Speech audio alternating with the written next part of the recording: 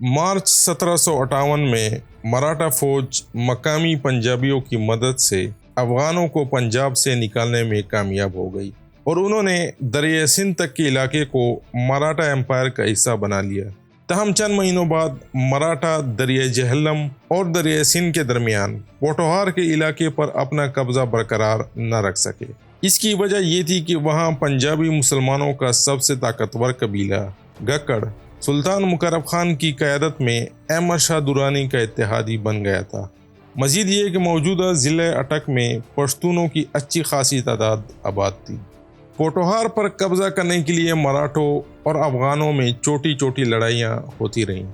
ستمبر 1758 میں احمد شاہ درانی کے جنرل نور الدین بامیزئی نے گکڑوں اور پشتونوں پر مشتمل لشکر کے ساتھ دریائے جہلم کو عبور کیا اور گجرات پر قبضہ کر لیا۔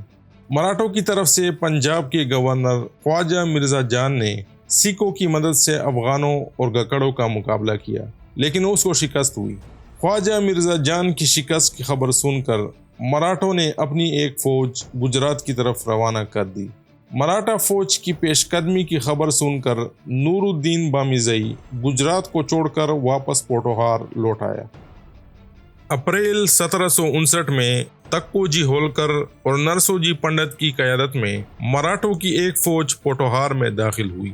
مراٹھا فوج کی پیش قدمی روکنے کے لیے خٹکوں کا سردار خوشحال خان خٹک دوم احمد شاہ درانی کے حکم سے اپنا لشکر لے کر ان کا مقابلہ کرنے کے لیے آیا۔ حسن ابدال کے مقام پر خوشحال خان خٹک کی فوج اور مراٹھا فوج میں سخت لڑائی ہوئی، جس میں خوشحال خان خٹک شہید ہوا اور اس کے لشکر کو شکست ہوئی۔ خوشحال خان خٹک شہید اورنگزیب کے دور کے خوشحال خان خٹک کا ڈائریکٹ ڈسینڈنٹ تھا اور وہ بھی اپنے مورث اعلیٰ کی طرح پشتو کا شاعر تھا۔ حسن ابدال میں کئی قبریں شہیدہ بابا کے نام سے معروف ہیں۔ یہ غالباً اس لڑائی کے شہید ہیں۔ اپنی مملکت میں بغاوتوں کو کچلنے کے بعد اکتوبر 1759 میں احمد شاہ درانی بذات خود پنجاب میں داخل ہوا اور مراٹھا، سکھ وغیرہ سب کو سیلاب کے ریلے کی طرح بہا کر لے گیا۔